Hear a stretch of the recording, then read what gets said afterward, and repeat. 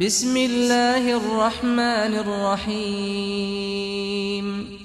ويل للمطففين الذين إذا اكتالوا على الناس يستوفون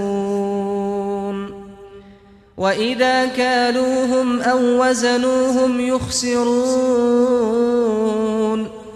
ألا يظن أولئك أنهم مبعوثون ليوم عظيم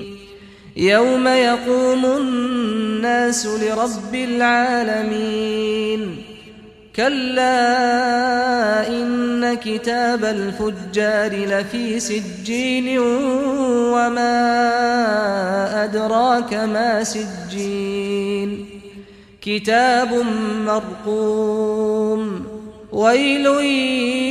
يومئذ للمكذبين الذين يكذبون بيوم الدين وما يكذب به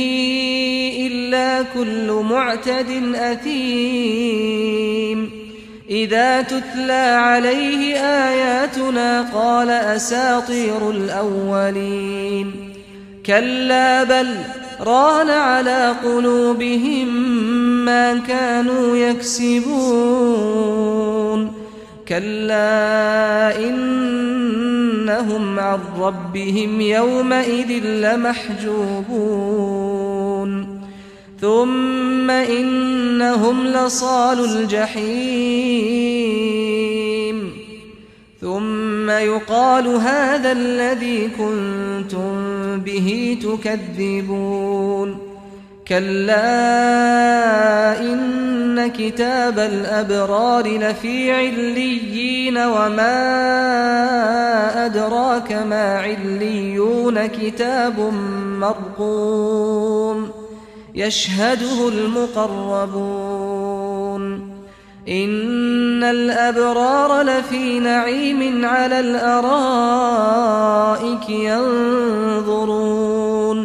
تعرف في وجوههم نضرة النعيم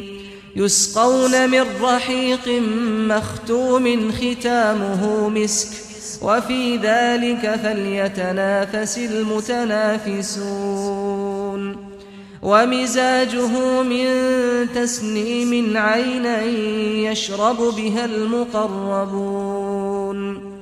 إن الذين أجرموا كانوا من الذين آمنوا يضحكون وإذا مروا بهم يتغامزون وإذا انقلبوا إلى